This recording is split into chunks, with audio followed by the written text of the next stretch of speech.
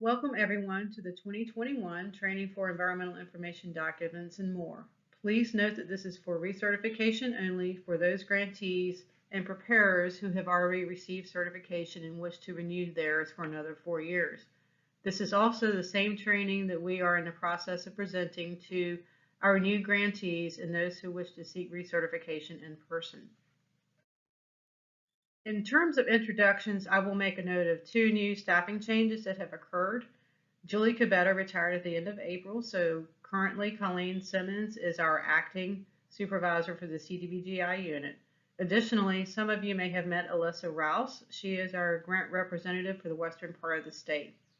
Today's training will be covering the information that you see here. I do have breaks in here for our in-person folks. Please do feel free to pause this video and take a break whenever you need to, since this is on your own time. This should all be very familiar to you.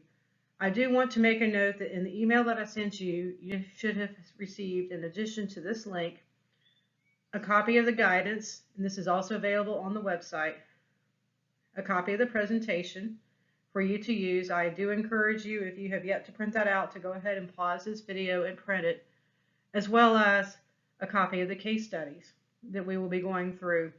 As we go through these case studies and I provide you the answer, please go ahead and make that circle, because you will see something similar to that on the certification test, or pardon me, the recertification test.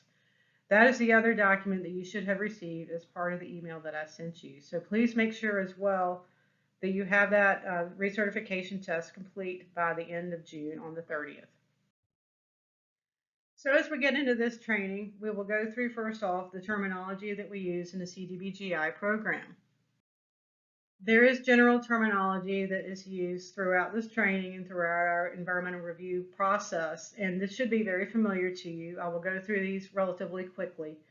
The first one is the Community Development Block Grant Infrastructure. This is a portion of the CDBG grant that the state receives for non-entitlement communities that is designated by the legislature for infrastructure. We use division a lot of times to describe the Division of Water Infrastructure, which manages the CDBG-I program, and within the division is the CDBG-I unit. And many of you have already had dealings with this unit over the years. Other environmental terminology that's more specific to the CDBG-I program is found here. Anything that's starred is actually in the Part 58 regulations that's found in Appendix A of the guidance.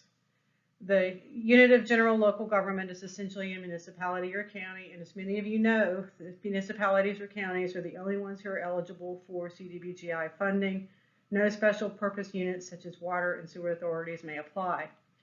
Recipient and responsible entity we use interchangeably a lot in this program, because in the CDBG-I program, I don't think we have ever had a recipient be separate from the responsible entity, but the difference is that the recipient receives the grant, while the responsible entity is actually the entity that is legally responsible for the environmental process. Preparer is a term that we've coined within a division of the entity who prepares the environmental documentations many times. A preparer is someone separate from the responsible entity or the recipient, such as a consulting firm that does grant administration, or they do engineering. On very rare occasions have we had the responsible entity also be the preparer.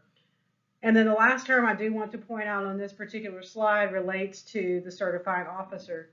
This is the official who is authorized to execute the request for release of funds and other duties associated with the environmental process. And this is a very important thing that I want to point out, is that the certifying officer is one person. This person is the one who will sign the final environmental document, and if there's a public participation process, will be listed as the contact.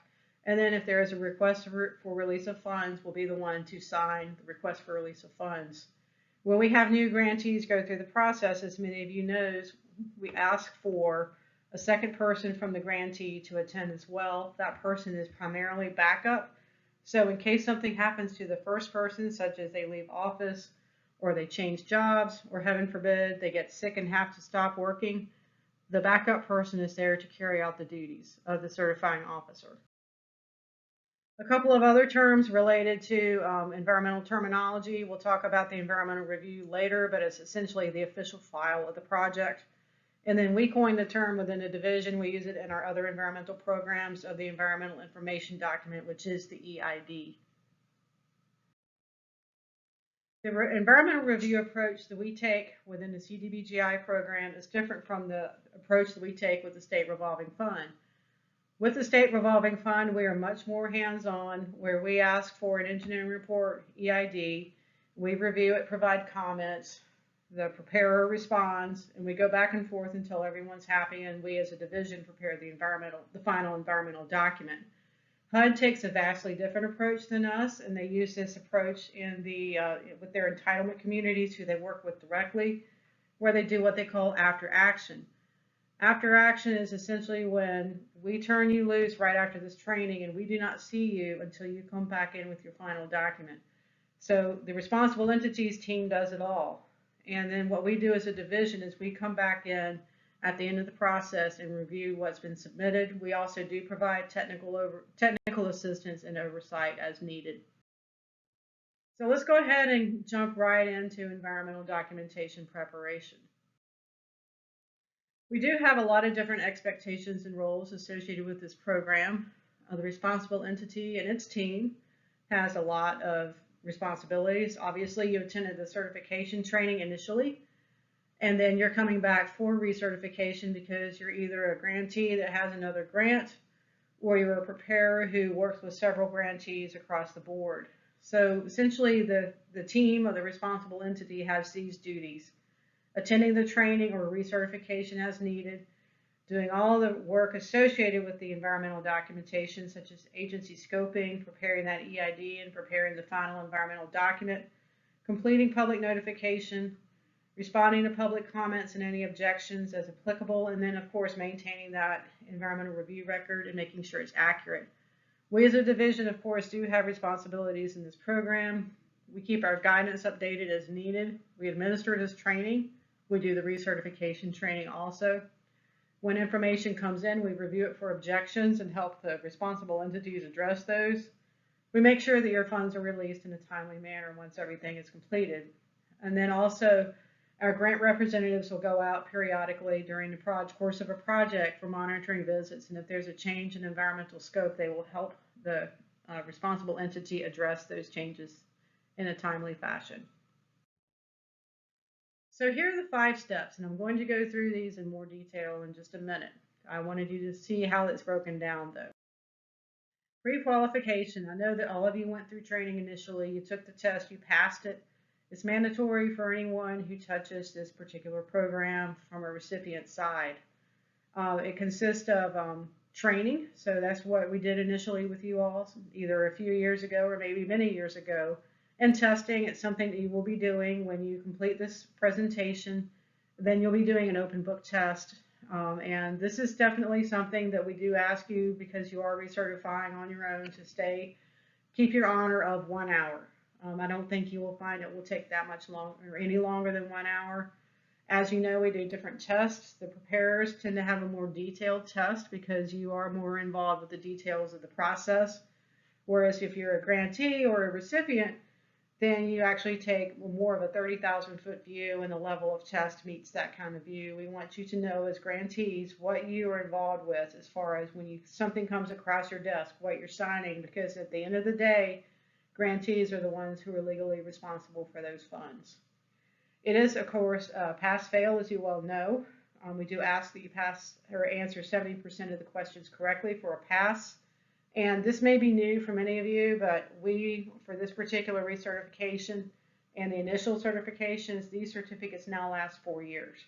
And that is because we discover that some grants, maybe for a variety of reasons, trickled over into a 4th year, and we want you to have the recertification done in one fell swoop. For those of you who are preparers and are working with many grantees, this will allow you to come in less frequently for recertification. We discovered that was a very good way to approach it due to the lack of change, if you would. It's not changing as much as it was previously, and we felt that 4 years was sufficient. Make sure you keep the certificate in your environmental review record, and of course, if you are not certified or someone in your staff is not certified or grantee staff is not certified, they are not allowed to sign off on documents. So preparing environmental documentation. For anyone who's a preparer, you are very familiar with this already, but there are two portions, the environmental information document and the final environmental document. For the EID, essentially this is the basis for the final document. It's very tabular. Many of you are familiar with this already. And essentially there's two types of preparation required for you as a preparer, and that is an analysis that's conducted by the preparer, and then also for agency scoping it's done. This is when the agency scoping checklist that is found online as well as an Appendix C is very, very helpful for you to use. So please make sure as you go through this, you use something similar if you don't use the agency scoping checklist to keep track of who's responded and who hasn't, because it will cut down on confusion later.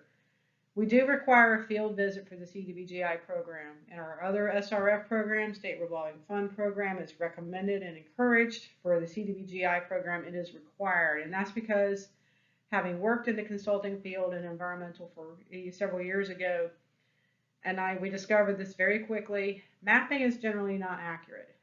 It gives you a really good basis to start with, but we do know that things do change, and sometimes they can change rather quickly. So this is why we require a field visit. So as many of you know, we do allow hookups from the right-of-way to private homes. That is now allowed in our program for some portions of it. And this requires a change in environmental scope. It used to be that you could look up to the right-of-way and that was it. You didn't have to worry about going up to people's homes. Now you do. The scope of impacts is all the way up to the house. So please be aware of that when you're doing your field visits. And if you can, try to avoid going onto private property. Use mapping, of course, to start, but when you do your observations, try to carry them out from the right-of-way. And we do know, of course, that there's always that one home in the neighborhood that's set far back with a curving driveway and woods between the street and the house. And you may have situations like that where you still need to go onto private property. And this is where grantees need to make sure that they have a good public involvement campaign with their particular projects. So that means that when they have this public involvement campaign, the people in the community where the project is going to be occurring, they should be aware of this particular project. And the town or the community should make sure that they understand the potential that there may be the need to go onto private property due to the nature of the project. We also do encourage grantees to create what we used to call in the consulting world don't shoot letters. These are essentially letters that would go out with the people who are doing the field work to ensure that they can hand it over to whoever they're going, whose property they're visiting, to let them know that the town of so-and-so has this project ongoing, and please allow them access to complete their work. So that's a really good way just to avoid any kind of issues with someone running into trouble going on to private property. So final environmental documents are very important, of course. This is the legal document that's prepared based upon the EID. Please do use that documentation online. We really worked out hard all of the language with this with HUD 8 years ago when we were standing up this program. So the only places where we want you to change anything is the yellow highlighted bold area. That's the only place where we want you to work. Please do not work in the other areas because we really did negotiate this language with HUD and did a lot of work with that. So please use what's online and just mess only in the yellow bolded areas. And we'll go into these 5 final documents in the next few slides. So certificate of exemption. This is very limited usage in our program, straight up as a certificate of exemption. Is eligible. We do, within the program, engineering cost and design cost are eligible. However, they are not prioritized in the CDBG-I program because we really want to get construction projects funded first. And to be honest, we have always had enough money to be competitive, so we don't think we'll ever prioritize these unless the priority rating system changes for the CDBG-I program. The way that we usually see certificates of exemption is a conversion to an exemption. We'll talk about that in a few minutes, but that occurs only if there's no compliance triggered and no agency comments. The steps are very simple. Prepare the document, have the certifying officer sign, provide a map with it, give us 1 hard copy, and we release your funds. This is why people jones for that conversion to exemption is because there's no public involvement process at all with this. So the categorical exclusion not subject to 58.5 is very similar in the process. It's only used for operations and maintenance of cost. And again, we've not seen this because we don't prioritize that in the priority rating system. The documentation steps are the same, except we don't need a map since it would only be O&M cost, as well as the fact that the preparer and the certifying officer must sign. And then everything else is the same. There's no public involvement. Categorical exclusion subject to 58.5. I also use CEST pretty interchangeably with that, so just be aware. But this is a very common final environmental document that we see in this program. So it's pretty much used for rehabilitation replacement projects where capacity would be increased by 20% or less. And when we say capacity in the CDBG world, it's very different than anywhere else. Typically in other places, capacity is flow, right? Gallons per day, a million gallons per day. Not in the CDBG-I world. In the CDBG-I world, capacity is the number of customer accounts. So hint, that may be on the test. You will see it in case studies, and we will be testing on it. So please do keep that in mind, that capacity is customer accounts. And what they're looking at is trying to ensure a relatively minor impact on the environment. And the way they do that is they look at all of these crosscutters that you see here. And many of you are familiar with this since you're getting recertified. But these are everything that federal, all the resource categories that federal law touches. And what happens here is, as I mentioned, a CEST can go over to an exemption. We'll talk about that in the next couple of slides. The process is relatively simple. You go ahead and prepare the CEST, have your certifying officer sign off on it, but then you have to do a public involvement process. And this is why everyone doesn't want to do this. They always want the conversion. But it's a relatively simple process. You notice your request to release funds.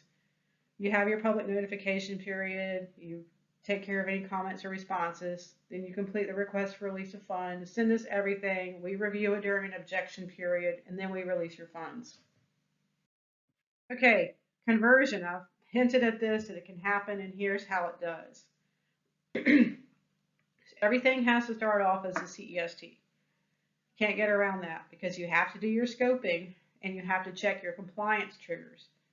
And if you don't trigger any kind, or if you don't get any kind of comment from any scoping agency, and you don't have any kind of compliance triggered, then you can go ahead and prepare your CEST and let it go ahead and convert.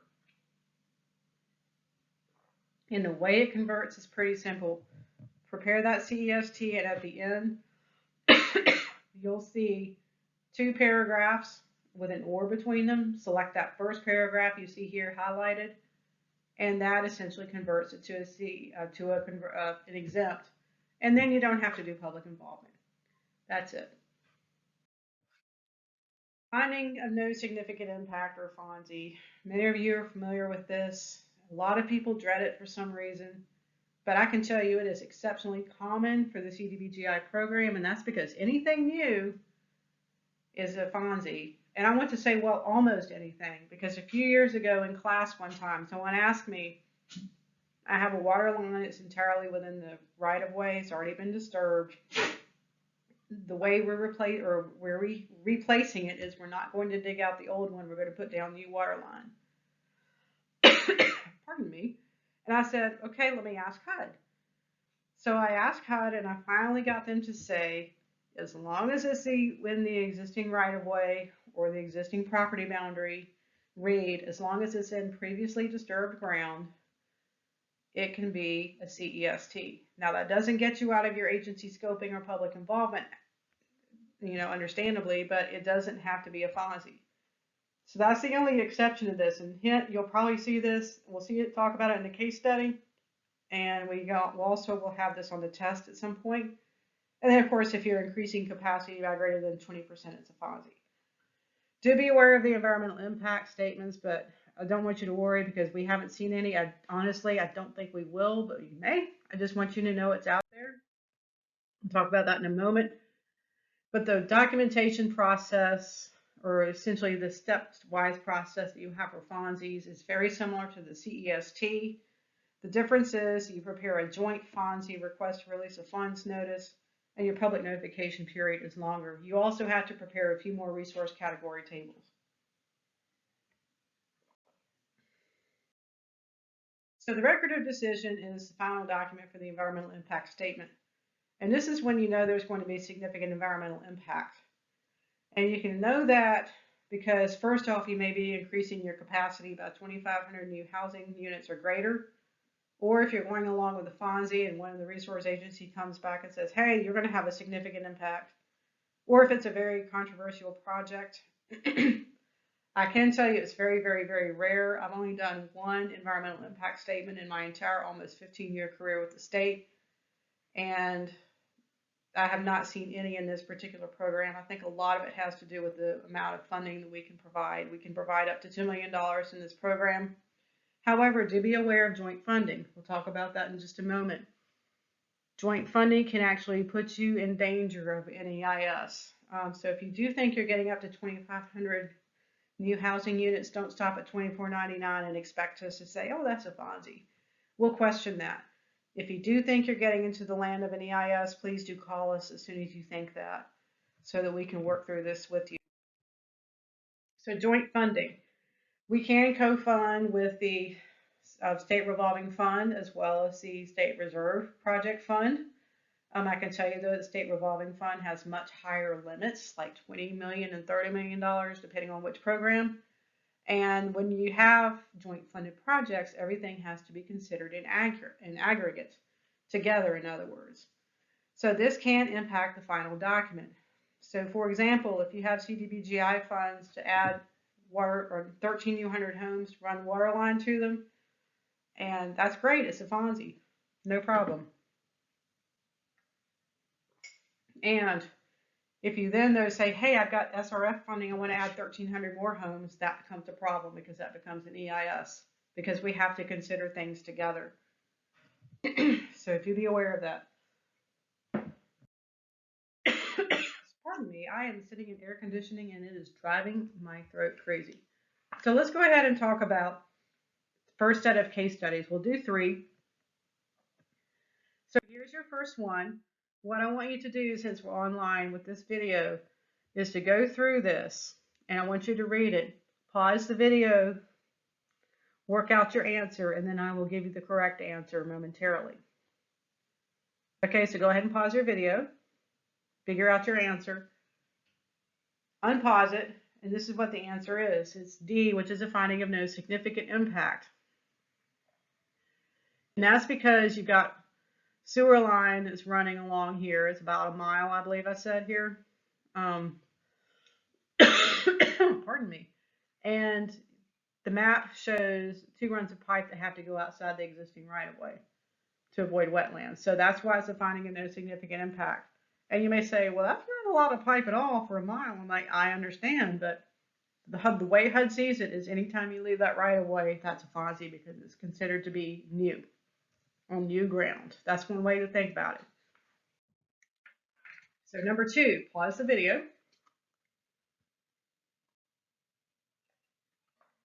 The correct answer is B, subject to categorical exclusion, subject to.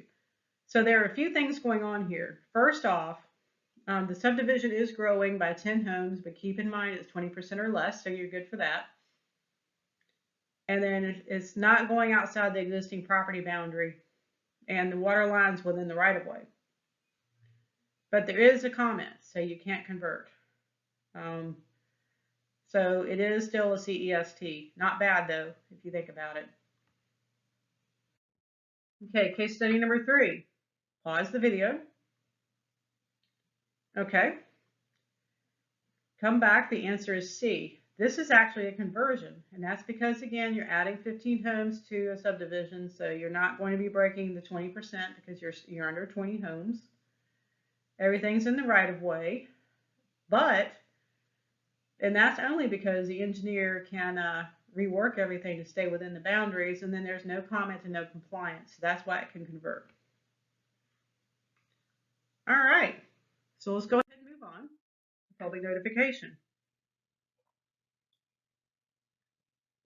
This is applicable to CESTs and FONSIs only, and records of decision, but we won't talk about those today. No notification for anything that's a conversion or certificate of exemption or CENST. So the process is the same. What's different is the kind of notice you prepare. As you can see here, the first one's for CEST. The second one is for a joint notice for a FONSI and a request to release funds. So here's the basic process. As you can see, as I mentioned, it's pretty much the same. The differences are in the type of notice you complete and your public comment periods. So here's what I want you to remember about the 8-step process. Susan will be talking about the 8-step process later in the program. Many of you are already familiar with Susan Kubacki. She has been our environmental person for years on this program and helped us stand it up. And this particular program, or this particular part of the program, relates only to floodplains, streams, and wetlands. And essentially, if you trigger compliance with this, then you have to undergo an 8-step process. And that does require 2 notifications, an initial and a final, with the final being published. And a lot of times what happens is people are getting ready to complete the entire environmental review for a request for release of funds or a joint notice. And they say, I want to do that final notice along with that joint notice or request for release of funds notice. That's perfectly fine. However, they have to be done within the same notice. They cannot be noticed in different notices at the same time. It has to be done together in one notice. It must be published. We do have a joint notification that's online, so please use that form if you opt to do that. So notification methods. Here are the 2 main methods. You can mail and publish or mail and post. Mailing is required regardless to all of the parties you see here listed. You may opt to publish in a newspaper. This newspaper has to be in general local circulation in the community that's impacted. So please do be aware of that. You can also opt to post.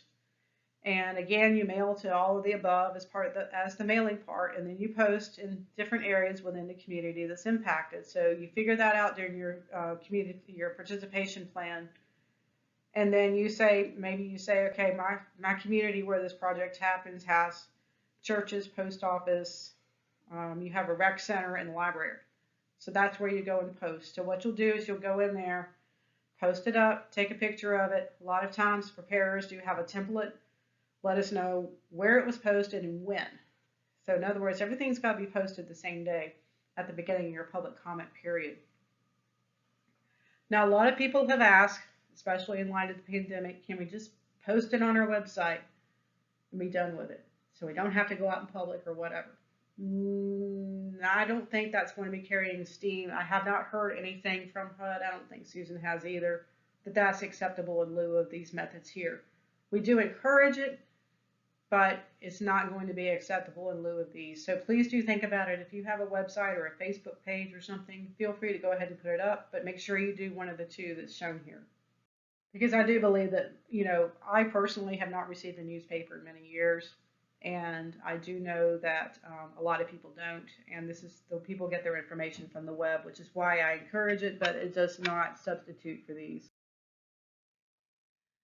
Timelines are very important to be aware of. And the timeline will depend upon your method of notification as well as your type of final environmental document. So the shorter is for publishing a CEST, the longest is for posting a FONSI. So I do want to be aware of these days and these links because we're going to be doing some strange math in just a minute, and it does impact how that math is calculated. So let's talk a little bit more about notification here. Signatures is something very important. I mentioned certifying officers at the beginning of who they are, what they do. This is extremely important to be aware of here is that your certifying officer has to be certified, attending the training or recertification as you guys are doing, and then passing the test. So my mantra for this is one person, one signature. As I mentioned earlier, make sure that the certifying officer who signs the final document also as the contact person in public notice and also signs that request to release funds. Very, very, very important. That second person will serve as backup. So, okay, here we get to the strange math. This is something that's very, very, very important to be aware of. Last year during our training, we had all of our training online, and I think last year was also the most objections we had, and I believe all of the objections last year were related to timing of signatures. So be very careful about when things are signed. We do have a spreadsheet that is available online to assist in calculating this information, so I do suggest availing yourself of it, but here's the basic formula. So you sign your environmental document. You have to wait a day before your notification period begins. That's where that +1 comes in. And then in order to figure out when your public notice period ends, you start with the date that your process began, and then you add a day, then you add the length of time, and that's when it ends. And then you have to wait one more day before you can actually sign the request for release of funds. So let me give you an example. Say if you sign your document, which is, let's just say it's a categorical exclusion subject to that was, let me see, I'm trying to think. That was published. So that's 7 days. So you sign it on the 1st. You have to wait a day before your notification period begins on the 2nd. So then when your notification period begins, you need to figure out when it actually ends. So essentially it began on the 2nd, you add a day, so that's the 3rd, you add your 7 days, that's the 10th. Well, then you wait one more day to sign the request for release of funds, and that's the 11th. Tricky math, I'll call it strange math. Okay, really quickly, you will see some of that strange math in case studies and on the test. So we'll go through another one before I turn you loose to the test on it. So there are some exceptional circumstances where you may have to publish a FONSI separate from a request for release of funds, and those things we should not see here. Essentially controversy, project is without precedent, or something related to an EIS. We will probably not see that. If so, you just have to notice the FONSI separately for 30 days. Okay, responding to public comments. I'm not going to spend a lot of time on this process because I don't think in my years of teaching that anyone's ever said that there's been public comment, and that is kudos to the great job that all of you as preparers do and the grantees do as well as far as public notification and involvement. So all I can say with this is keep up the good work. If there are public comments, we recommend, it's not set in regulation anywhere, but keep it at 14 days to prepare this document. And just create a comment response document. If you have a bunch of comments come in, you can group them. Essentially, you can put everything together that's grouped, common subject, etc. There are 3 ways to respond. Preparers, you guys know this very well. You can acknowledge it. Thank you for this comment. We acknowledge it. However, it's not germane to the project. Something like that. Or you can respond and just respond in the response document and make no change to any documentation.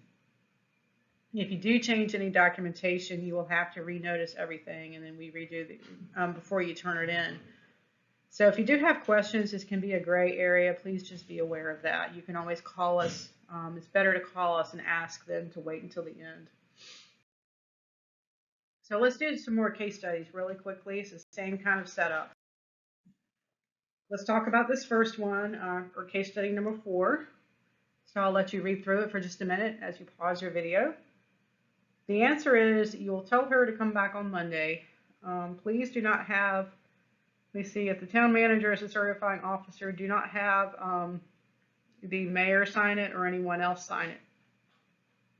The town manager must be the person to sign off. It's better to have the grant administrator come back on Monday than to get the wrong signature. Okay, here is the tricky, weird math one. So pause your thing, pause your video. If you need to go back to the presentation and look at the weird math sheet, feel free. So let me see, we have a categorical exclusion subject to that was posted and it's signed on February 8th. So essentially what happens is you sign it on the 8th, you wait a day, your comment period begins on the 9th. Then it ends by adding 2/9 plus 1, so add a day to the 9th, then add 10 more days. So that'll take you to the 10th. You add 10 more days, that's the 20th for the public notice period to end. And then you can sign it on the 21st, which is the next day. I hope that makes sense. But that is kind of the strange math that we have in this world. So here's the last one. This is one that actually I want you to pause. And you may, after you look at this, you may actually wind up circling 2, and that's perfectly all right. It's a bit of a trick question. And it depends on the needs of the grantee. A and D are wrong, but the other 2, it just depends. Is money tight? Well, then you may want to post. If time is tight, you may want to publish. Because publishing is a shorter notification period than posting. However, if both time and money are tight, I cannot help you on that one. That's a decision that has to be made. Okay, objection period. This one is something that we are required to do by regulation. It's 15 days. It's essentially, I call it a stand down or cooling off or whatever you want to call it, but essentially no choice limiting activities may occur. Don't put a shovel in the ground. Don't buy property until this objection period is over. During this time, we review the environmental review record. And who can object? Pretty much anyone. And the responses can vary. We do ask again, if there is a response needed, that you try to just keep the process moving. We don't have anything in regulation about how long that is, but do be aware that we may have to have additional public notification and we restart that objection period. And after everything's finished, funds are released. I don't want you to sweat this too much. Until last year, we really didn't have a lot of objections. And again, I do think it was a function of not being in person and doing this training, to be honest. But most of the time, these objections will only slow your project down and not stop it. So we can only object on 6 points, or people can only object on 6 points, and they're pretty narrow, to be honest. The first one is if the certifying officer is not the one who signs.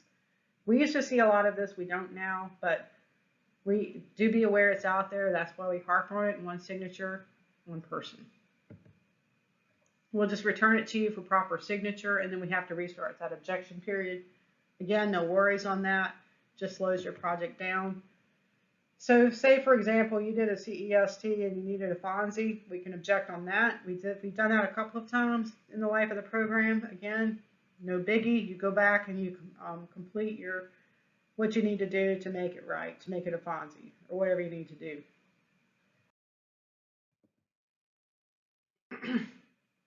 We don't see environmental impact statements, so I wouldn't worry about this one. The steps are the same, though, for environmental assessment.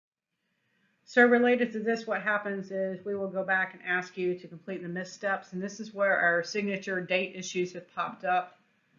You will have to redo your public notification and then redo the objection period. And all it does is slow down your project. But it slows it down pretty significantly for something very minor. So do be aware of that. This is the biggie. This is essentially fancy language for choice limiting activities. If that happens, we will be contacting the responsible entity / grantee. And further action is on a case-by-case basis. I can tell you that this will most likely be pulling of funding. We have not had a case of this. I hope we don't see one. And there is a point where a federal agency can submit a finding that says project is unsatisfactory. We have not had this one pop up. I would hope that if people have done their due diligence, this will not occur. If so, things must be righted. Redo your notification, objection period is started over again. So here's a case study. So points for objection. Let's go ahead and do these last few. So the first one, why would we object? We would object because choice limiting activities have occurred, and we've got evidence of that. Do be aware that especially if projects are controversial, people may be out and about looking. So just be aware of that, and please don't do anything that limits choice. Number 8, check this one out. Why would we object? The wrong person signed. Like I said, we haven't seen this a lot lately, but we did for a while. We trained hard on it, and hopefully that was what helped to reduce the amount of objections on this ground. How about this one? Okay, this is the issue with everything that was signed wrong. So we would be objecting on number A there. Okay, last thing, and I will turn it over to Susan after this, is that for the environmental review record, this is something that's the legal record for your project. I think I touched on that at the beginning of this training. And this is very, very, very critical because it is the legal record. We do ask that you submit it to us, not just kind of all jumbled together in an accordion folder, but neatly organized in a 3-ring binder, because Susan gets these things in droves, and it just helps to store things. And what we ask for is a hard copy and an e-copy. Essentially, the e-copy is what we will keep once we recycle everything, and that will go in our files in perpetuity. So please just make sure it's organized, because I don't know about you, but I've dropped an accordion folder full of loose paper, and it's a pain to clean up and organize. So do be aware of that. And here's what we like to see in it. I think many of you know all of this.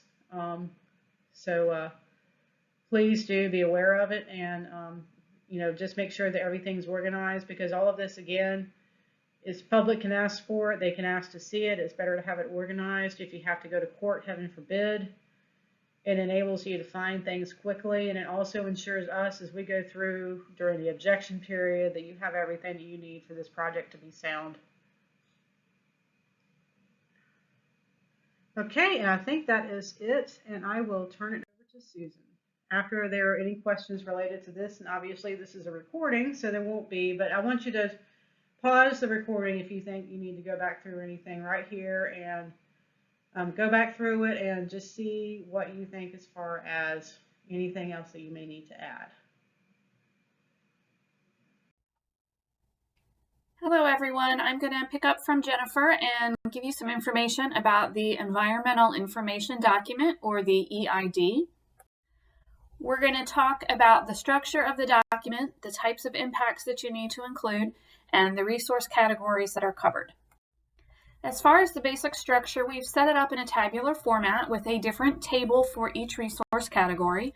Depending on which type of final environmental document you have, you might not need to include all of the tables. So each table has a note highlighted in yellow at the top, and it indicates whether you need to do that table depending on whether you have a FONSI or a CE type of project. If you have a FONSI, you'll have to do all of them. If you have a CE, there are some that you can skip.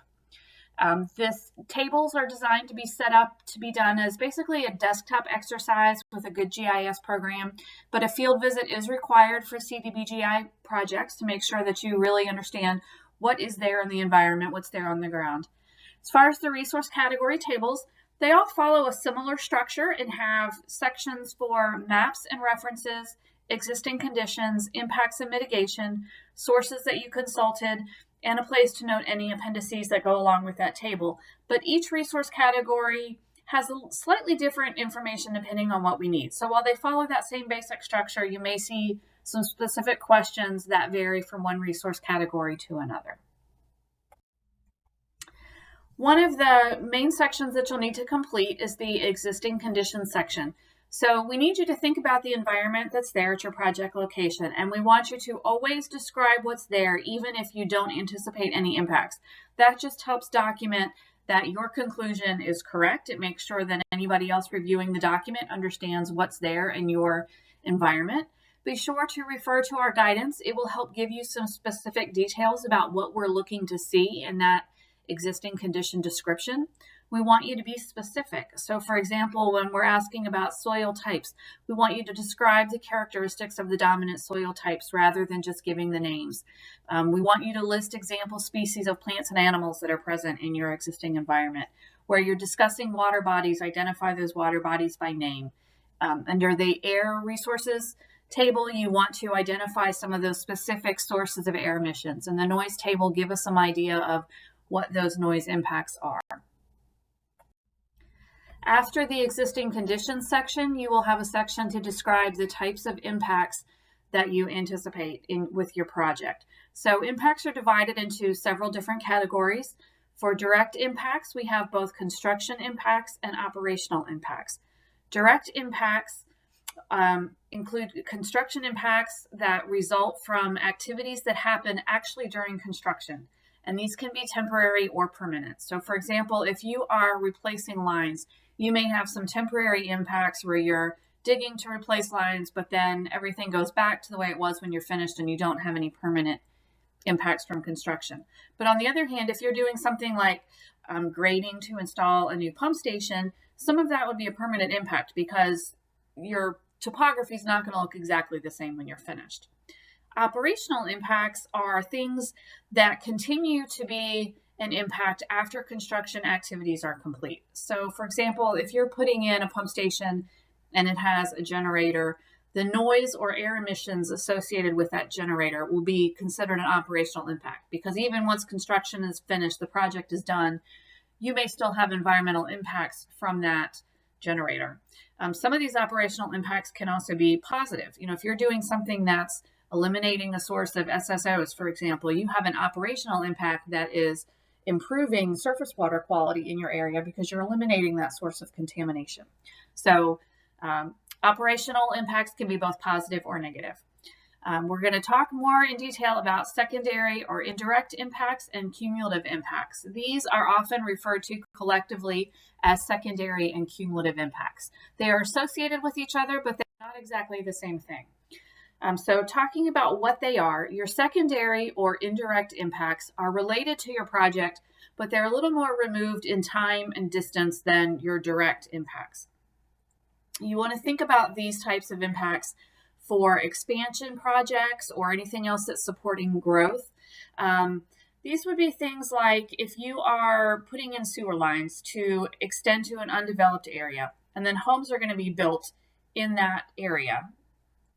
That is a secondary impact. The construction and operational impacts associated with the housing, for example, or businesses that would come later, that's going to be your secondary impacts, where your direct impacts are actually putting in the sewer lines. The secondary or indirect impacts are construction activities that happen as a result of those sewer lines being there. Again, these can be positive when you're doing something that's eliminating a source of an environmental risk. For example, if you have a neighborhood with failing septic systems and you are replacing that by connecting to a sewer collection system, then you're having a positive secondary impact because you're eliminating the environmental contamination associated with those failing tanks. Cumulative impacts are related in that they are bigger picture. They're looking not just at the immediate location of your project, but you're also looking at other projects that happen within your project area. So it doesn't necessarily have to be tied to your project, and it's not necessarily tied just to an expansion and growth project. If you're doing a basic rehab replacement type project, but your project is happening in an area where there's a lot of other construction going on, then cumulative impacts might play a role because you need to look at the net impact of all of those things that are happening at the same time. So in this example, let's consider that you're doing a small rehab replacement project of some water lines that run near a surface water. So your construction site might not be having a really significant impact. It's fairly small and contained. But let's suppose that along that same stream, you have 10 other construction sites that are located near each other. Well, the net impact of all of those construction activities happening in that short or relatively short reach of stream, that might become significant. So that's where you need to think about cumulative impacts from the standpoint of what else is happening around you, even if it's not tied specifically to your project. So now that we know what our secondary and cumulative impacts are, what do we do about them? Well, first, think about the significance of your overall project. If your project as a whole has pretty limited impacts, then your secondary and cumulative impacts are also going to probably be pretty insignificant. But you do need to demonstrate that thought process that you've thought about what's happening in your area. Does your project increase the chance of growth and development or support other future projects? How do all these things tie together? Very often, mitigation for secondary and cumulative impacts is going to come from your local ordinances regarding development. So you're going to think about, what kind of floodplain ordinances do you have? Do you have any broad planning and development type things. Your land use and zoning restrictions might come into play here.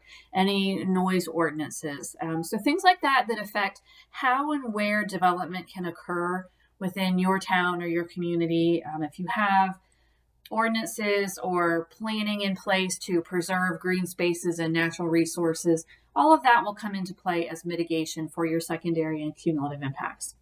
If you believe that your project really doesn't have any secondary and cumulative impacts, that's great. A lot of our smaller projects won't, but we want you to give us some brief explanation in your table of how you came to that conclusion. Explain that this is a rehab and replacement project. It's happening in an area that's already built out. There's no expansion and growth going on. There's not really any other construction activity happening. Give us that brief description so that we understand how you got to that conclusion of no secondary and cumulative impacts. As far as the table itself and how you're going to report these impacts and associated mitigation, you want to think of your scope of impacts as the area that you need to investigate to determine what your impacts are. Generally, it's a pretty narrow focus for your direct impacts. You're looking right around your project area. If you're looking at something that's right on a water body, you'll want to look a little bit downstream, but you're really not going upstream because you're not impacting anything upstream. You're looking at your location and a little bit downstream. If you're looking at secondary and cumulative impacts, you need to consider a broader area. The scope of your impact really depends on the specific nature of your project, and then it's also going to vary depending on different resource categories. So like I said, if you're talking about impacts to water resources, you may need to look a little bit downstream of your project. If you're talking about noise impacts, you're going to be looking at, well, how far outside of my project area can we hear the noise from the construction? Or if it's going to be a permanent impact like a new generator, how far away is that going to be heard? And what's the environment around there where there's people that are potentially going to be impacted from that? So if it's a very small project, your scope of impacts is likely going to be a very small area. But if it's a bigger project, if you're doing something like a new wastewater treatment plant or extending sewer service to a whole new area, then your scope of impact is going to be broader. You've got to look at where that impact happens. We try to avoid giving you some specific guideline that says, you need to look at a 500-foot radius or you need to look at 2-mile radius, because it really depends on the project. So that is where we're dependent on some professional knowledge and understanding of what you're doing and where that impact happens. Now, within the tables, we will have a section for impacts, and you have checkboxes. So there's 3 different columns of checkboxes, one for construction impacts, one for operation impacts, and one for your secondary and cumulative impacts. And then within each column, there are 5 categories, and you're going to choose the one that's most applicable, either no impact anticipated, a potentially beneficial impact, potentially adverse impact, an impact that requires mitigation, or an impact that requires modification. And understand, as you begin this environmental impact document that has these tables and these checkboxes for impacts, it begins as a working document. So as you're going through your resource categories, you're identifying what's there, you're thinking about what kind of impact you might have. So you might at some point realize that because of a resource that's present and what your impact is, you might initially start thinking, well, we might need to do something different here. So at that stage, you might have requires modification checked. By the time your environmental information document is complete and ready to submit to us, you should no longer have requires modification checked, because you would have already figured out what that modification is. You've redesigned your project to accommodate that and figured out what that's going to look like. So you no longer have requires modification checked. You've already made that change. But you might have requires mitigation checked. And if that's the case, you're going to describe what that mitigation is within that table. And even some smaller projects will have mitigation. For example, if you've got some sediment and erosion control measures that you're implementing, that's a mitigation measure, and we want to see that listed in the table. And also note that we expect impacts, so don't be afraid to check that there's a potentially adverse impact or an impact that requires mitigation. That's expected with construction. You're doing things. You're putting mufflers on construction equipment. You're limiting your construction activities to certain hours because of noise impacts. So all of that's okay. It's what we expect with construction, but we want your tables to document all of this adequately. We don't want you thinking that you have to go through and check that your project has no impacts. That's not realistic, and that's not what we want to see. As far as the resource categories, this here is a list of all of the different tables that we have in the environmental information document. As I mentioned before, depending on your final environmental document, you might not need to do all of these. So for a FONSI project, you're going to do all of these. For a categorically excluded project, some of these you'll be able to skip, and how you handle that is up to you. You can either include that table in your document with a note that says not applicable, or you can just completely drop that page altogether. We have no preference. Whatever is easier for you to track works just fine.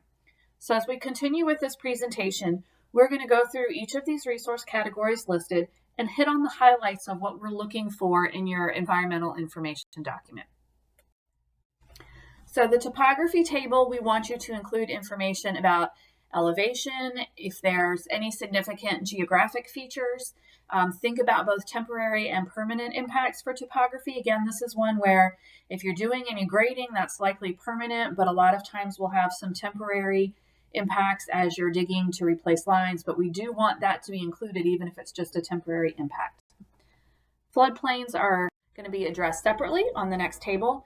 So for floodplain management, you need to identify whether your project encroaches on the floodplain or floodway. And generally we're talking about the 100-year floodplain. So if you are having any work done in the floodplain, there's an 8-step process that you have to go through. So first, you're determining that you're actually in that floodplain. If so, you need to do an early public notice. We want you to be doing this as soon as you realize that you're working in that floodplain, not right before you're ready to turn this in and realize, oh, I needed to do this public notice. The idea here is you should be letting people know as soon as possible so that if they have concerns, they have the opportunity to get that notice in. After that, you're going to identify and evaluate any alternatives to your project. Maybe there's a way to move the project out of the floodplain, or maybe there's a way to minimize your impacts. So think about that. Step 4 is identifying what your impacts are. Step 5, identifying ways to minimize your impacts by identifying any mitigative measures. Step 6 is reevaluating your project, determining if what you originally proposed is still the best option. Number 7 is your final public notice. And number 8 is implementing your actual plan. So if you're working in the floodplain, you'll do this 8-step process. Note that it includes these 2 public notices and that those public notices have to be published. A note on working in the floodway. So under HUD regulations, only functionally dependent projects are allowed in the floodway. So for example, if you have a drinking water intake, that pipe might need to be in the floodway. You've got to get into the stream to pull the water out, right? So that's going to be considered functionally dependent. But there aren't very many things that we're working with where HUD is going to consider that functionally dependent. Now, for a while, we had the challenge of not being allowed to cross floodways unless it was going an aerial crossing or attached to a bridge, something like that. Now, HUD did come back a few years ago after a lot of discussion and a lot of input from people about the ability to do directional drilling underneath the floodway. And they've come back with guidance that now says that's okay. So this diagram here is from their guidance, and it shows that they have established horizontal limits of the floodway. And that says you can do directional drilling as long as you are going underneath those limits, that horizontal limit. So if you're below that limit underneath the floodway, then you're okay with directional drilling or those types of installation technologies that are not causing any disturbance or impact. You do still have to do the 8-step process. Okay, that's really important. You are now allowed to do this type of work, but you must do that 8-step process. Floodplain and wetland notices. Let's talk about this. We haven't gotten to wetlands yet, but when we do, you'll hear that wetlands also have the same 8-step process. So we're going to go ahead and cover those notices now. So 2 notices are required, that early public review notice and then your final notice. And as I mentioned before, we want you to be getting that early public review out right away. As soon as you've identified that your project is involving floodplains or wetlands, get that notice done.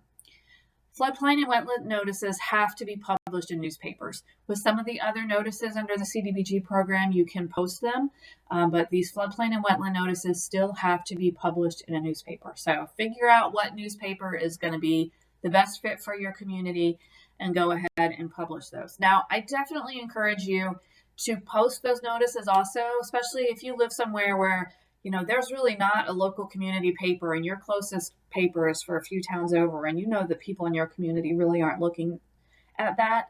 Go ahead and post them somewhere else too. Remember that the point here is to include the public and make sure they have the opportunity to comment and be involved if they want to. So it's great to post, but make sure you understand that you do have to publish. And there's the 15-day comment period required. When you're using the templates that we have available on our website for floodplain and wetland notices, you'll notice that the template has been designed that it can be used for either floodplains or wetlands, or sometimes you have a project that's impacting both. You can put all of that into one notice. But we ask that as you go through and customize the text in that template, make sure it's accurate for your project. If your project is only impacting floodplains, then take out the wetland impact discussion in that template. And then vice versa. If you're only working with wetlands, then take out any references to floodplain so that it's clear what you're doing. Your final notice can be combined with your final notice of intent to request release of funds. But if you are doing a combined notice, it has to be combined in one notice using the template that we have on our website that gets published at the end of your process. You cannot do a final floodplain or wetland notice and run it concurrently at the same time as your request for release of funds notice. Okay, I know that doesn't really make a lot of sense. It seems confusing, but we've run into this a lot, and HUD's position is that if they are separate notices, they run the risk that somebody might see only one notice and not the other one. So if they are running at the same time, it has to be one notice. Okay, if you're not doing it as one combined notice, the order is important. That floodplain and wetland notice has to come first. The full 15-day comment period that you've put into your notice must run and expire before you do your request for release of funds notice. The other thing to be aware of is sometimes people extend that comment period. They want to make sure they don't accidentally mess up and cut it short because maybe it accidentally gets published a few days later. So people will very often run something as like an 18-day comment period instead of 15 days.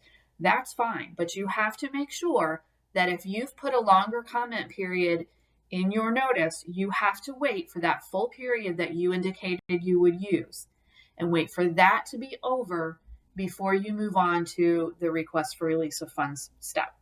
Okay? I hope that's clear. This is something we're really trying to drill in because we have a lot of objection situations because of timing of notices. So make sure you're paying attention to that. And if you have any questions about the order of these things, please give us a call or shoot us an email, and we will be glad to talk you through that. All right, moving on to our next resource category will be the soils table. As I mentioned previously, we want you to describe the primary soil types in your project area, not just list the names or give us a soil map. We want to know that you understand what those soils actually are, what the characteristics are, how that might impact your project. If you are removing any soil for your project, if you can quantify the amount, that's really helpful. If you can't give an actual quantity, try to give some sort of information about, are we talking about a small amount? Are we talking about a more significant amount? What are you doing with it? How is that soil being handled? If there's any soil contamination present on your project site, we want you to go ahead and let us know about that. For prime and unique farmland, if you have any of these specially designated farmlands in your project area, and you're disturbing any that are in non-urban use, you will need to contact the Natural Resource Conservation Service to discuss that impact. And you may have to complete this USDA form 1006 if you have prime or unique farmland that's going to be converted to some other use. So what we find a lot of times is that people have these farmlands they're still designated as prime or unique farmlands, but they've actually already been converted to another use. It's already your roadway easements. It might already be some other facility, your wastewater treatment plant, area might have some of these designated farmlands. So if you're not changing the impact of those lands, you're really not going to have a lot to worry about. Where you would have more concerns with this table is if you have some of these prime and unique farmlands, they're currently in farm use and you're buying that land from a farmer and it's being converted to use for some other purpose. That's where you're going to have a lot of work to do here. If you're just having some temporary impact, you're putting in a sewer line, for example, and it's going to be covered back up and it goes back to how it was being used, then you're really not going to have to do a lot of work other than just documenting that you have these lands, but you're not having any significant impact there. For the land use table, we want you to give us some information about the current land use and zoning at your project site. And then if your project is changing the land use or zoning, we would want you to indicate that as well. And if you are making any changes, we really appreciate maps. It helps us see specifically where you are making changes to the land use and zoning in your project area. For the wild and scenic rivers table, you're going to identify designated rivers within your project area. There's a list in the guidance of the wild and scenic rivers in North Carolina. If you anticipate impacts to any of those designated rivers, then you need to contact the U.S. Fish and Wildlife Service to discuss those impacts, and then they will let you know if any mitigation is required. So if they've indicated mitigation is required, you would include that in this table. If you're not impacting any of these wild and scenic rivers, then just check no, and you can move on that table. Your wetlands table, you need to conduct a site visit to identify any potential wetlands. I know there are a lot of resources out there online, and that's a good starting point, but you don't want to rely on those. Unfortunately, we know they're not always accurate, and you can miss some small wetland areas by not actually looking at what you have. So if you have wetlands, you're going to do the same 8-step process that we discussed under the floodplain table.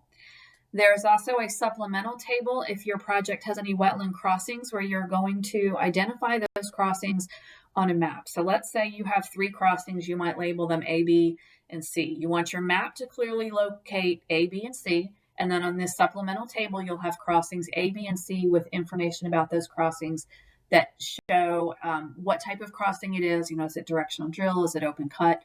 How much impact you're having? That will all be documented in this table. And even if you're doing something like directional drill where you're not having impacts, we want that to be documented in this supplemental table, because that eliminates any questions later that somebody else looking at your project location map might see, oh, well, I see all these crossings, but I don't see this being discussed in impacts, and it leaves people wondering, well, what's happening here? So if you fill out that table and indicate that it's directional drill and that's why you're not having impacts, then we're all very clear on that. If you've consulted with the U.S. Army Corps of Engineers regarding any loss of wetlands as a part of your project, you want to make sure to document all of that. Again, this is where it's great to use the bottom section of the table, where you can list references, you can list appendices, so that we know where to look to find all of that information. For your streams and water resources table, you want to identify the river basin where your project is located. You want to address both groundwater and surface water as you're thinking about what are your existing conditions, what are your impacts, what kind of mitigation do you have. Make sure you're addressing groundwater too. We often see that get left out, and it's important to include that. And then similar with wetlands, we also have a supplemental table here to include any stream crossings, where you're going to identify each stream crossing with a unique letter or number. Make sure that's clearly shown on a map, and then describe what those impacts are associated with each of those crossings. The next table is threatened and endangered species. This is the one that sometimes tends to intimidate people a little bit if they're worried that they have threatened and endangered species impacts. I really try to let people know you don't need to be intimidated by this. We very rarely have issues where we have any significant impacts. The biggest issue here is we just need to make sure that we've done the proper documentation. So you need to make sure you know what's out there. If there is a potential for impacts to threatened and endangered species, then you need to make sure that you've made any adjustments in your project necessary to protect those species. County lists are a good starting point for looking at what's in the county where your project is located. If you happen to be in a county where you don't have any species identified, then you're in good shape. But the other thing to remember is a lot of times you'll have a county list that has some threatened and endangered species, but those might only be in one specific part of the county and not anywhere near your project. So we need you to do a little bit of work to pin that down. We don't want to just see, oh, well, these species are in our county and not have any indication of, okay, is that in your project area? Because we need to know if it's in your project area, what are you doing about it? If it's not, then we know you're okay not really worrying about those. Okay, so if you have species potentially in your project area, you're going to need to do a biological survey to figure out what's the likelihood that these species are actually in your project area. Do you have the right habitat? Have there been any actual populations identified in or near your project area? So you're going to work on this through your biological survey and consult with the U.S. Fish and Wildlife Service for determination of impacts. If you believe that there is absolutely no effect, there's no resources there's no threatened and endangered species, so you won't have an effect, then you don't have to do this consultation. But if there's any possibility of impacts, even beneficial impacts to threatened and endangered species, you need to do this consultation with Fish and Wildlife Service and document that in your environmental information document. Make sure you include all correspondence. If you're working off of county lists, include copies of those lists. Look at our guidance. We give you some information on how to find this information. For example, the Natural Heritage Program has a lot of information on their website that can help you pinpoint what species are in your project area.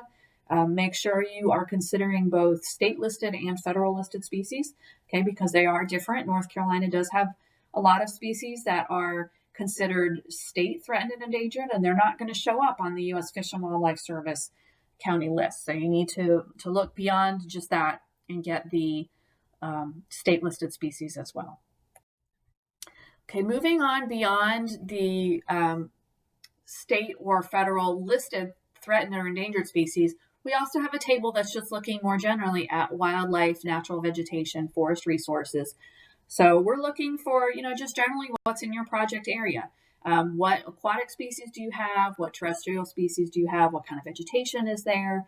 So we're looking for a list of some example species. We don't expect you to give us an exhaustive list of everything there, but just give us an idea what's in your project area as far as natural resources. If there's going to be any loss of habitat or significant impact, go ahead and document that in this table as well. Moving on to community facilities, this table is going to be looking at things like schools, churches, healthcare facilities, parks. What do people who live in your community use? And how is your project affecting that? So if you have any of these types of facilities in or near your project area, you want to think about, are you going to be impacting those? If you're doing construction, is that going to limit access to these facilities? If so, what can you do about that? It may be posting signage to indicate that there's an alternate entrance, for example, if you're doing construction right in front of the main entrance. The other thing you need to consider in this table is schools. If the student population is going to increase as a result of your project, there's a section to discuss if the schools can accommodate that. This comes from a HUD requirement and, recognizing that a lot of HUD related projects are things like building housing, so that's going to change your student population. With the types of projects we're funding through CDBG, that's largely not an issue. We are very mostly doing rehab replacement type things, so we're really not having any significant impacts on student population. But there's a possibility that we could fund a project that would, so we do have this in our table for you to provide that information. Next table is historic preservation. So consultation with historic and tribal preservation officers is really important. Make sure you review our guidance because that gives you information here. Everybody needs to consult with the Department of Natural and Cultural Resources. And then depending on what county you're working in, you may also need to consult with some of these tribal officers. So each tribe has different counties where they're working. The guidance gives you that list. Scope of impacts will be determined by those agencies. Make sure you include copies of correspondence with all of these groups. This is a good place to touch on the fact that we are asking you to make contact with these officers, and we recognize that you cannot force them to respond. Some are great about responding, some are a little bit harder to get a response from. So generally, we ask that you send your letters or emails, however they've indicated as their preference. You give it 30 days for response time. If you haven't heard anything in 30 days, go ahead and make some follow-up effort. Okay, so make a phone call, send an email, do something just to try to reach out again in case a letter was lost in the mail or misplaced or somebody just needs additional time. And if you've reached out that second time and you still haven't gotten any response, then you can go ahead and move forward. Okay, so what we would want you to do is document what you've done and include that in your environmental information document. Show that you sent a letter, show that you made an effort to follow up on that, and then move forward. I bring this up here because with historic preservation and these tribal officers, that's where we run into issues where you may not get a response. With Fish and Wildlife Service, if you have corresponded with them, we really need a response there. And our experience has been that they will respond. So if you haven't gotten a response there, make that follow-up contact, because very often there's a reason they haven't responded. It may be that they need a little bit more time. It may be that perhaps something didn't get to them. And if you're having trouble with that, feel free to reach out to us and we can work with you as well. We have good relationships with Fish and Wildlife Service and can help things move forward. But on Fish and Wildlife Service, we really need you to get that response. On some of this historic preservation, particularly with the tribes, we understand they might not reply. The Department of Natural and Cultural Resources, they will, and they're usually really prompt within that 30-day window. If they need extra time, they'll let you know. So again, if you haven't heard from them, make sure you're reaching out, because something probably got lost or miscommunicated along the way. They generally are good at getting you a response back. The next table to talk about is air quality. So we're looking for information about, is your project in an area that's non-attainment? Are there emission sources in your project area? Sometimes if you're working in residential areas, that might simply be residential vehicle traffic is your source of air emissions. You might not be working somewhere that has any kind of commercial or industrial operations. But if you do, we would want you to identify that under existing conditions. And then consider if you have any projects with generators, you may need a permit, so keep that in mind. If your project will involve any open burning, we need you to make sure that you discuss that in this table. Our next one is going to be noise levels, abatement, and control. So look through our guidance and it will explain how you determine if you need to do this day-night noise level calculation. It's based on proximity to certain sources of excessive noise like civil airports, military airfields, highways, railroads. And then if this calculation indicates a normally unacceptable result, you may need some mitigation. And if you were to get an unacceptable result, then the project would require an environmental impact statement, or an EIS. Understand this again is a table that we have to have for HUD requirements, but it is driven more by projects that relate more directly to housing. Where you're putting up housing needs to consider noise. For our types of water and sewer infrastructure projects, we generally don't run into a lot of complications with this. But again, if you have any questions, just let us know. The energy consumption table is looking for just some basic information on whether your project impacts energy consumption or not. Is there any increase in energy consumption or a decrease?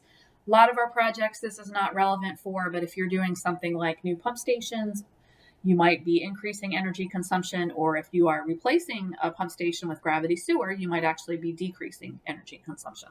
So usually a straightforward table for our projects, but something we need to document. On the site safety table, you want to think about your project's location in relation to some airport hazards, like the civil airports and military airfields. If you're located near those, you may need to consult with the airport operator to make sure that your project isn't going to cause any issues. You want to think about and identify any storage tanks with explosive or flammable hazards near your project area. Depending on where you're located and what you're dealing with, if you need to do a phase 1 or phase 2 report for toxic chemicals and radioactive materials. Again, the guidance will point you in the direction of where to find out information. Usually not a big deal or an issue with the types of projects we're funding, but something to be aware of. Now, something that we do tend to run into with our projects is just being aware that your project may involve toxic chemicals associated with construction vehicles, or if you're doing any water and wastewater treatment type things, you may have some chlorine or other chemicals like that you're using. So make sure that all of this is considered under site safety and documented in your table. For coastal resources, if you are in one of the CAMA counties, which are along the coast, and our guidance identifies which counties are designated as CAMA counties, you will need to do a consistency determination with the Division of Coastal Management. You may have to do a review through the State Clearinghouse. The Division of Coastal Management can help you more with understanding what your requirements there are. And then there is also a separate requirements for coastal barrier resource systems.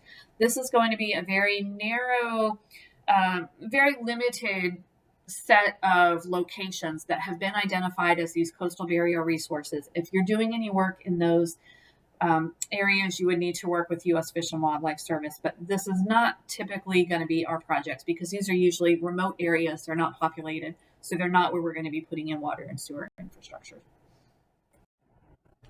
The environmental design table is looking for how does your project fit with the area around it? Is it going to really stand out or is it going to blend in well? What can you do to make it blend in well with the surroundings? You're trying to make sure that your project isn't creating something that's going to block or degrade views in your area or stand out in a negative way. So there's some basic questions here, just looking for how does your project fit in? Again, with the water and sewer type infrastructure that we're usually funding, this environmental design generally doesn't create any big issues for us. For the demographics, employment, and income and environmental justice table, you need to think about if your project is changing any community characteristics, altered land use, access to some of those community institutions like churches and community centers. Does your project have any impact on job opportunities, income levels, that sort of thing? And document that in the demographics section of the table. And then for the environmental justice section of the table, an environmental justice population is one where you have either greater than 50% minority or greater than 50% low income population. Well, by the very nature of the CDBG program, you're generally working in low income areas. So you are going to have a significant environmental justice population. What we want you to do about that is document on this table that you have that population and identify any types of impacts that you might have. So our guidance provides information on this. EPA's EJ screen map is a great way to identify where your low income or minority populations are located. And then if you have greater than 50%, which we expect that you will, you want to describe your impacts in this table. So for this table, you're focusing more on human impacts. So things like increased noise, increased air emissions, any impacts to drinking water quality, focusing more on human impacts rather than natural resource type impacts for this particular table. So that's the last of our resource category tables. I want to hit on just some general information to think about as you complete your environmental information document and things that are common to all of the different resources. So wherever you need to use maps and figures to document things like floodplains, location of wetlands, use color maps. We just find that with black and white, it's just too hard to distinguish the different components that might be on there. We also want to make sure that you have clearly labeled everything on your maps. And then where you have a map that corresponds to one of your resource category tables, make sure you indicate that on your table so that we know to look for it. Make sure you include copies of all correspondence with your crosscutters in your environmental review record. Make sure that any relevant studies, regulations, other resources are there. We have an agency scoping checklist available for you on the website. This helps you document that you've contacted everyone you need to contact. You're not required to use our checklist. If you have some other tracking mechanism that works for you, that's fine, but the checklist is there as a tool for your use if you choose to use it. If you have some things that you're including that are really large, for example, you might have some local ordinances that are relevant, or you've done a large biological study, anything like that. If it's really big, feel free to go ahead and put that on a CD or a thumb drive, something like that. We're not wanting you to have to print out 500 pages of paper. That's a lot of resources for you. It's a lot of storage space for us. So anything like that that's easier to put on an electronic format, feel free to do that. Just make sure, again, that it's clearly referenced somewhere, on a table that we know where to find that if we're looking for it.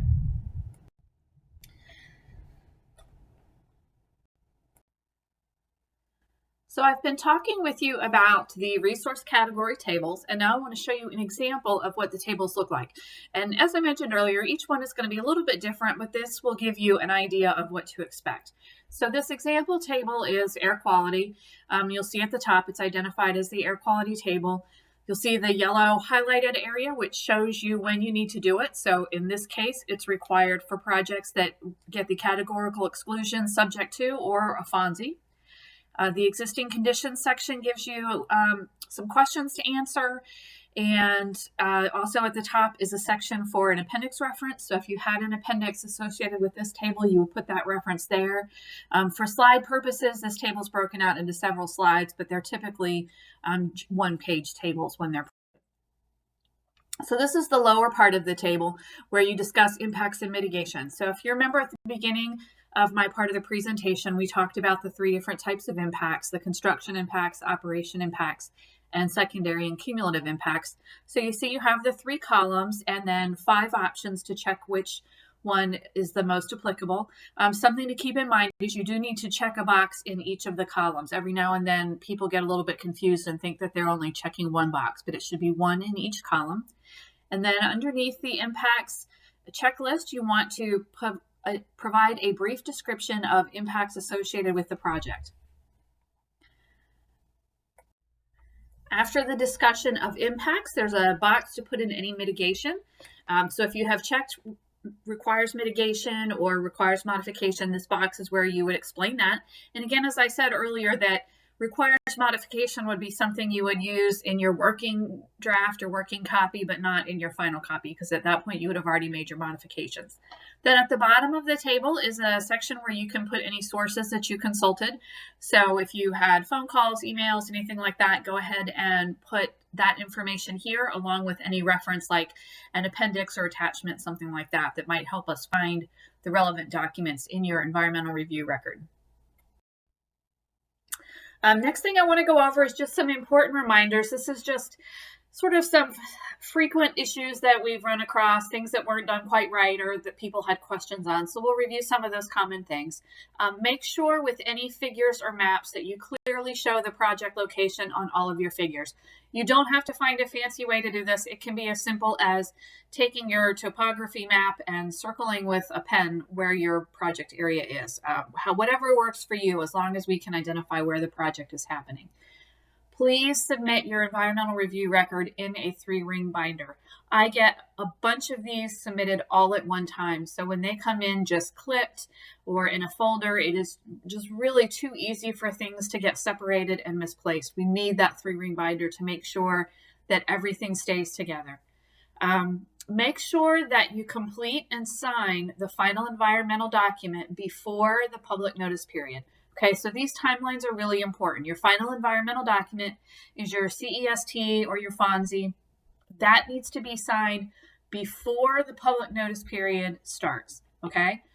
Now, one thing to be careful of that we ran into in this last round is that a lot of times if you are a consultant working on this and you send your final document over to whoever the certifying official is for the county or the town that you're working with, you need to make sure you have that back with a signature date on it so you know it got signed before the public notice period. We've had some situations where it gets sent over to be signed and then the consultants move forward with running the public notice, but the final document doesn't actually get signed and dated until later. So make sure you have that signed date on there. Again, I know I'm spending a lot of time on this, but this is a really common problem. We've had to issue a lot of objections over these date issues.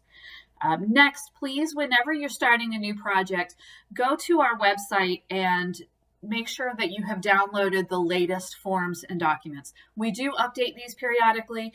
I know sometimes people who have had projects in the past will pull up their old documents and work straight from those, making revisions. But if you do that, you run the risk that you don't have the latest document, and that can create more work for you down the road. Next, we have a lot of templates and things on the website, and some do have sections where you're supposed to put in text, and that's okay, and that's usually obvious. But if you are finding something where you feel like a template doesn't fit, please talk to us instead of just making changes to the structure of a template or form or document. We had to work with HUD to develop all of these documents and get their approval on things. So if we have people going in and making modifications, we don't necessarily meet the requirements we need to meet anymore. Next thing I want to point out is that all of the documents must be signed by the official who has been through this training class and passed the certification test. It's also important that the same person signs everything. So we know a lot of times the communities you're working with will send multiple people to the trainings. We recommend that. It's always a good idea because things can change, and we know that. But if one person signed the final environmental document, then that same person needs to be listed in the public notice as the certifying official and needs to be the same person who signed the request for release of funds, okay? Even if you have two different people who have done this class and been through the testing and everything, it still needs to be the same one person signing everything. Again, the CEST or the FONSI must be signed before the public notice, and then the request for release of funds and environmental certification must be signed after the public notice period ends. Okay, and keep in mind, similar to what we talked about before, if you extend your public notice period beyond the required minimum, you must wait for that time period to end before doing the request for release of funds and environmental certification.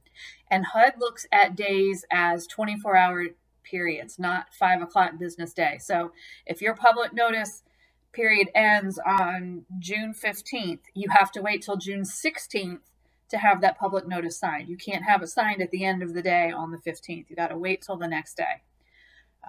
I think that's it on that. And again, if you have any questions as you're working through this process, please don't hesitate to contact us and let us answer any questions for you. That concludes my presentation. Go ahead and take a stretch break, review things if you need to, study a little bit, whatever you want to do before you are ready to take the test. Once you get into the test, it is timed. You're on your honor to complete it within 1 hour. So if you want to take a break before you dive into that, please do so now. Now, when you're ready to take the test, you have 60 minutes. Again, you're on your honor to do that. The test is 30 questions. It's open book. We encourage you to use the guidance and resources available to you. You can look back at the slides and whatever you need to use as far as that goes with resources that we've made available to you for the test. But again, you need to get it completed within 60 minutes, and then you need to email a PDF of your test to Jennifer by June 30th. Late submissions will not be accepted, so you need to make sure that you get it in on time. And we wish you luck. It should be fine. I know most of you have done this before, so shouldn't be a problem for you. And after you've completed the test, if you have any additional questions about the CDBG program, either now or as you're working on a project, this slide has all of the latest contact information for our staff. So you can see here for environmental issues, you can speak with Jennifer, who spoke first, or me, Susan Kubaki, and then also we have the CDBG-I staff listed here for you. So reach out, don't hesitate to ask any questions. We want to help you get through this process as smoothly and easily as possible.